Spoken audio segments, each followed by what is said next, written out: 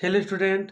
पिछले भाग में हमने देखा था कि वर्ग और वर्गमूल कैसे निकालते हैं अभाज्य गुणनखंड विधि द्वारा।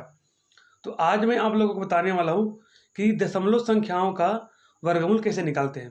जो दशमलव वाली संख्या उसका वर्गमूल किस प्रकार से हम ज्ञात करते हैं, इस वीडियो के माध्यम से हम जानेंगे।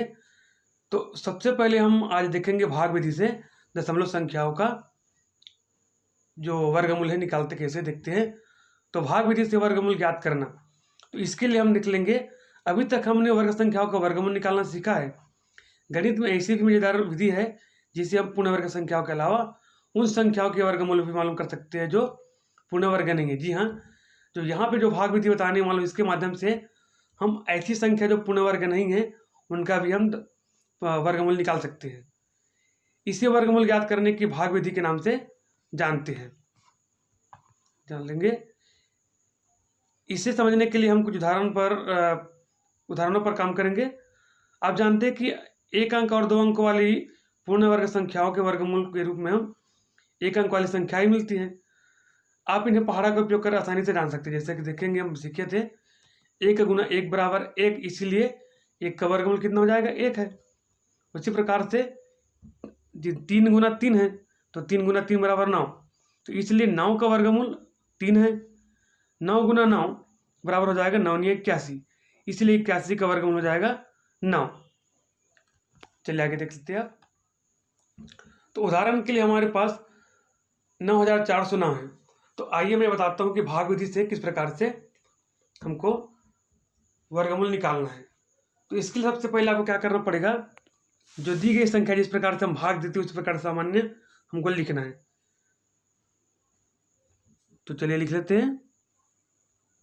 तो यहाँ पे भाग विधि से किस प्रकार से वर्गमूल निकालते हैं इसको ध्यान से देखते रहिएगा, तभी आपके समझ में आ पाएगा। अगर आप इसको ध्यान नहीं देंगे तो समझ पाना थोड़ा मुश्किल होगा, क्योंकि भाग विधि कुछ अलग है। तो चलिए ध्यान देंगे। भाग विधि में सबसे पहले हम क्या करेंगे, जो दी गई संख्या है उसका इकाई की ओर से जोड़ी बनाना है। जैसे हमारे पास संख्या 9409, तो इसको अगर हम इकाई की तरफ से जोड़ी बनाएंगे तो पहले क्या बन जाएगा, ई से 0 और 9 का पहले जोड़ी बनेगा। उसके बाद का जो संख्या है 9 और 4, इसका जोड़ी बनेगा। इस प्रकार से हमारे पास 2 जोड़ी बना।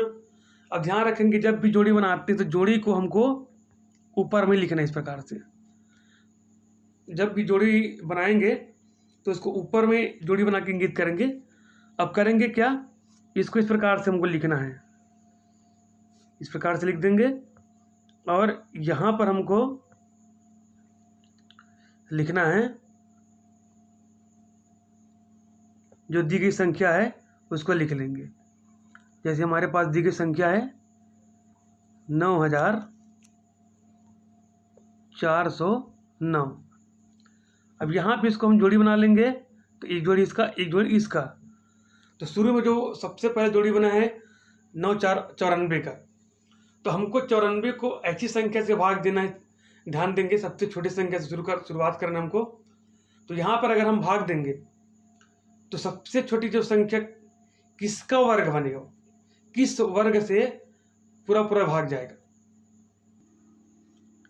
तो चलिए देखते हैं भाग विधि में किस प्रकार से हमको वर्गमूल निकालना है।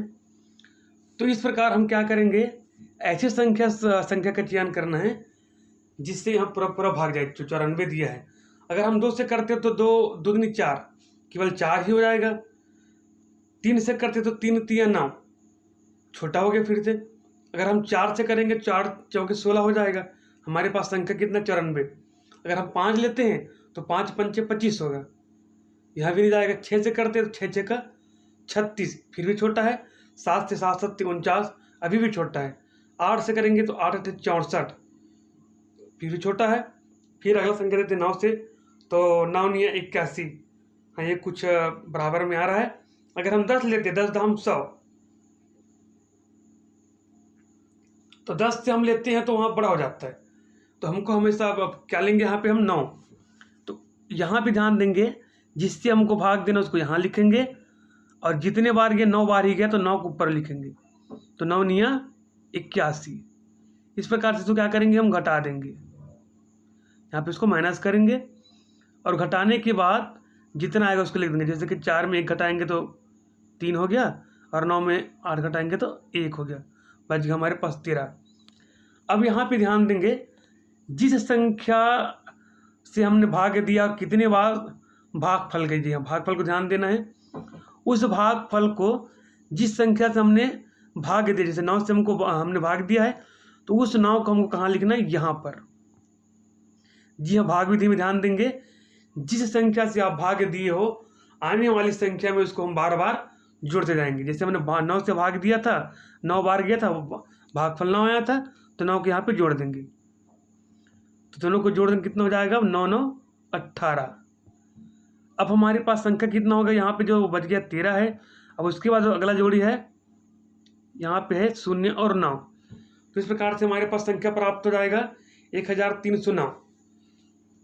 अब हमको अगला संख्या चुनना है, तो अगला संख्या किस में आएगा, सैकड़ा में, क्योंकि हमारे पास दहाई 18 जो प्राप्त हो चुका है।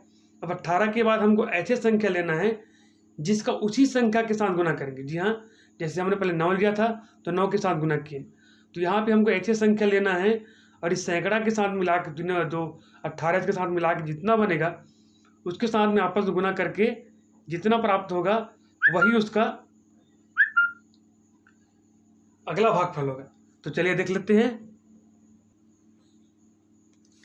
जैसे मान लो हम वहाँ पे, यहाँ पे जो संख्या है इसको मान लो हमने ले लिया 5, तो यहाँ पर भी क्या लिखेंगे हम, 18 के बाद क्या लिखेंगे 5, तो वो हो जाएगा 185।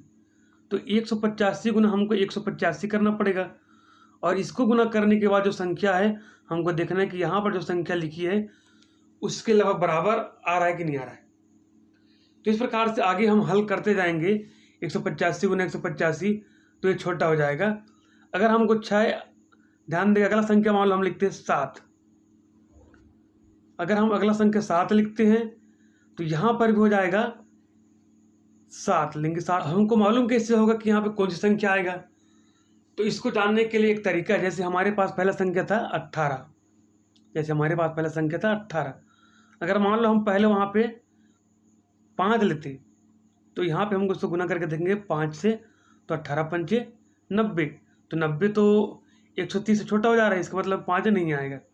अगर हम 6 कर गुना करते हैं तो 18 पंचे 90 और 18 6 का 108, ये भी छोटा हो गया। अगर उसी को हम 18 को 7 करके देखते हैं, 18 गुना 7 करके, तो कितना हो जाएगा, अब कर दिया 18 पंचे 90, 18 6 108, और 18 सत्ते यहाँ पे हो जाएगा 7 8 56 का 6, और बच गया 5, 7 एकम 7 7 5 12, 126।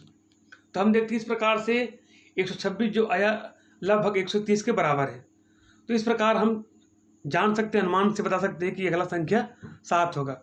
अगर मान लो हम 8 से गुना करते हैं तो और ज़्यादा हो जाएगा।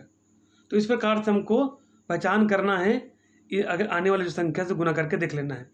अगर इस संख्या के लगभग बराबर आ रहा है 130 के यहाँ से, तो उसी संख्या को हमको लेना है। तो चलिए हम यहाँ पे अगला संख्या ले लेंगे 7 से, तो 187 और 7, तो 187 का गुना 7 से करके देखते हैं अब कितना हो जाएगा।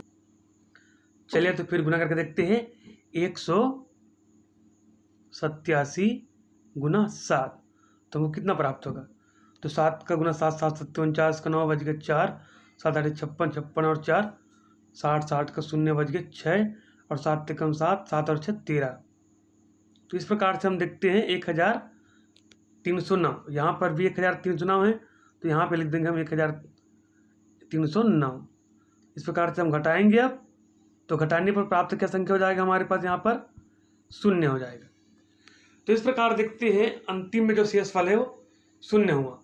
तो हमारे पास जो भागफल आया, ध्यान देंगे इसके बाद जो भागफल आएगा वही इसका क्या कहलाएगा, वर्गमूल, अर्थात वर्गमूल 9409 बराबर हो जाएगा 97।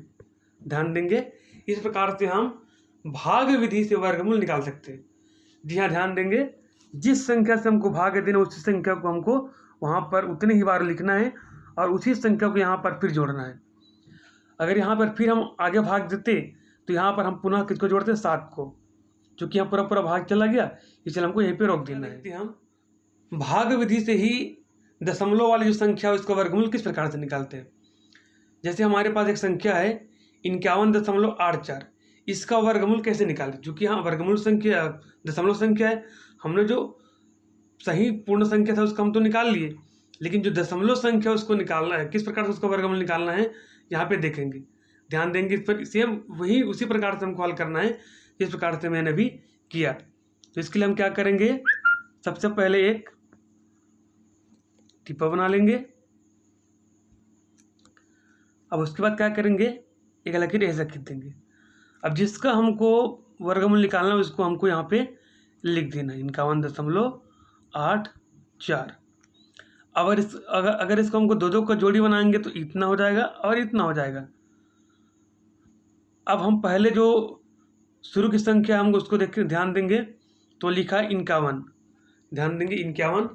अब 51 को हमको भाग देखना है, तो हमको ऐसी संख्या लेना है जो 51 को पूरा उस पहाड़ा पड़ेंगे 51 के लगभग आना चाहिए। जैसे मान लो हम लेते हैं 2, तो 2 दूनी 4 छोटा हो गया, 5 लेते 5 पंचे 25 ये भी छोटा हो गया, 6 6 6 36 छोटा है, 7 7 7 49, जी हाँ ये लगभग बराबर है, 2 ही ज़्यादा है, तो हम ले लेंगे यहाँ पे 7। अब 7 का पहाड़ा पढ़ेंगे 7 बार, 7 7 49, इस प्रकार से घटा देंगे। तो घटाने पर हमको प्राप्त होगा यहाँ पे 1 1 और यहाँ से 11 11 में 9 घटाएंगे तो 2, इस प्रकार से हमको प्राप्त संख्या हो जाएगा 2। अब ध्यान देंगे यहाँ पे दशमलव वाली संख्या को जब भी वर्गमूल निकालेंगे तो हमने जो भाग दिए 51 को, उसके बाद की संख्या है दशमलव, तो इस दशमलव को हमको भागफल में लगा देना, यहाँ पर दशमलव लगा देंगे। यही अंतर है दशमलव वाली संख्या का वर्गमूल निकालने का। 51 के जस्ट बाद यहाँ पे दशमलव है तो भागफल में भी दशमलव लगा देंगे। अब उसके बाद की जो संख्या है 8 4 84, उसको हमको यहाँ पे लिखना है। अब यहाँ पे क्या करेंगे, जो 7 है इसके नीचे में जो भागफल आया था उसको पुनः जोड़ देंगे। जी इसको जोड़ना जरूरी है, नहीं तो आपका सवाल गलत हो सकता है। ध्यान देंगे यहाँ पर जिससे हमको भाग दिए जितना भागफल आया है उसको यहाँ पे जोड़ना है, तो प्राप्त हो जाएगा 14। अब क्या करेंगे हम, यहाँ पे हमारे पास है 14 और यहाँ पे हमारे पास जो भाग उसमें 284 है, तो अब 14 के साथ ऐसा कौन सी संख्या लिखा जाए इकाई में कि वो पूरा भाग चला जाए। तो हम क्या करेंगे, हम एक एक करके भाग देके देखेंगे। जैसे मान लो हम ले लेते हैं 5, तो 5 सॉरी छोटा संख्या लेते हैं 2, मान लो हम ले लेते हैं 2, तो 14 और 2 करेंगे इसे 14 गुना 2, तो 14 दूनी 28। तो देखते हैं यहाँ पे जो 2 संख्या है इसके बराबर है, तो हमको अगला संख्या लेना पड़ेगा 2। हम यहाँ पे ले लेंगे मान लो 2, तो उस 2 को यहाँ पर भी लिखेंगे 142। अब 142 को गुना 2 से करेंगे, जी हाँ क्या करेंगे हम 142 गुना 2, और 2 से गुना करेंगे 2 2 नी 4 और 2 चौके 8, 2 1 2, इस प्रकार से हमको प्राप्त हो गया 284। अब घटा देंगे तो प्राप्त हो जाएगा हमको 0। तो यहाँ पर देखते हैं पूरा भाग चला गया और हमको भागफल में क्या प्राप्त हुआ 7.2। तो ध्यान देंगे यही है दशमलव संख्या 51.84 का वर्गमूल। जी हाँ एक बार और ध्यान देंगे, जब भी हम भाग देते 2 2 का जोड़ी बनाएंगे, किधर जोड़ी बनाएंगे हम, इधर से जोड़ी बना, इधर 2 जोड़ी बन गया। अब जो 51 है उसको ऐसे संख्या से भाग देना है कि पूरा भाग दे, पूरा भाग चला जाए। तो हम यहाँ पे 5 लेते तो 5 पंचे 25, 6 36 हो जाएगा, तो 7 लिए 7 7 49, पूरा लगभग गया, 51 से छोटा है। अब हम 51 में 49 हटाएंगे तो प्राप्त हो गया 2। अब यहाँ पे जो 7 है इस 7 को भी यहाँ पे इसको हमको जोड़ना है। जी हाँ ध्यान देंगे जो हमने भाग किया था उस भाग वाली 7 को यहाँ पे जोड़ देंगे, तो 7 और 7 हो गया, हमको 14 प्राप्त हो गया। अब 14 के साथ में हमको ऐसी संख्या जो लिखना है इकाई में कि 284 को पूरा भाग दिया जाए। इसकी पहचान कैसे करना हमको, जैसे कि यहाँ पे सैकड़ा वाला जो संख्या है तो 2 संख्या ले लेंगे, यहाँ पे 1000 वाला संख्या तो 3 संख्या ले लेंगे। यहाँ पर केवल 28 को लिए, तो 14 से हम 2 को गुना कि 14 दूनी 28, तो हमको पता चल गया कि 2 से उसको भाग है। तो अगला संख्या हम 2 लिखे और 142 दूनी 284, इस प्रकार से हमारा जो पूरा भाग चला गया और अंत में हमको प्राप्त हुआ 7.2। तो इस प्रकार से आप भी दशमलव संख्याओं का वर्गमूल निकाल सकते हैं बड़ी ही आसानी से। उसी प्रकार से हमारे पास एक और संख्या है 16.81। तो चलिए इसका किस प्रकार से निकालना है फटाफट करके देख लेते हैं।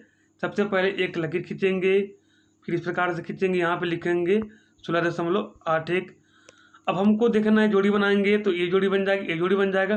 ध्यान देंगे जोड़ी को हमेशा ऊपर बनाएंगे इसे। अब हमारा अगला संख्या जो है 16 है। तो 16 किससे भाग जाएगा? अगर हम 2 से करते 2 दूनी 4, 3 से करते 3 3 9 छोटा हो गया। अगर हम 4 से भाग देंगे, जी हाँ 4 से भाग देते हैं तो 4 चौके 16। अब इसको घटा देंगे तो घटाने से प्राप्त हो जाएगा 16 में 16 घटाएंगे तो 0 हो गया। अब क्या करेंगे, इसके बाद जो 16 के बाद जो संख्या वो दशमलव, यहाँ पे लगा देंगे दशमलव। अब हमने 4 का गुना 4 के साथ किया था तो ये 4 कहाँ आ जाएगा, यहाँ पे। जी हाँ ध्यान देंगे, इस 4 को यहाँ जोड़ देंगे तो जोड़ेंगे तो कितना हो जाएगा, 4 और 4 8। अब यहाँ भी संख्या जो दशमलव के बाद संख्या था वो क्या था, 81। अब 8 के साथ में ऐसा हमको क्या संख्या लेना है कि वो 81 पूरा भाग चला जाए। तो हम यहाँ पे मान लो 1 करते हैं, ध्यान देंगे अगर 1 करते हैं तो यहाँ पर भी 1 लिखना पड़ेगा। ध्यान देंगे जितना यहाँ पे लिखोगे उतना ही हमको जो यहाँ पे आएगा वहाँ पे लिखना है। तो 81, अब 81 का गुना 1 से किया तो 81 एकम 81। इस प्रकार से घटाएंगे तो प्राप्त हो गया 0। तो हम देखते हैं यहाँ पर पूरा भाग चला गया और हमको प्राप्त हुआ 4.1। तो इस प्रकार से जो 16.81 है उसका वर्गमूल हो जाएगा 4.1। इस प्रकार से हम बड़ी आसानी से भाग विधि से दशमलव संख्याओं का भी पूर्ण वर्ग हम निकाल सकते हैं।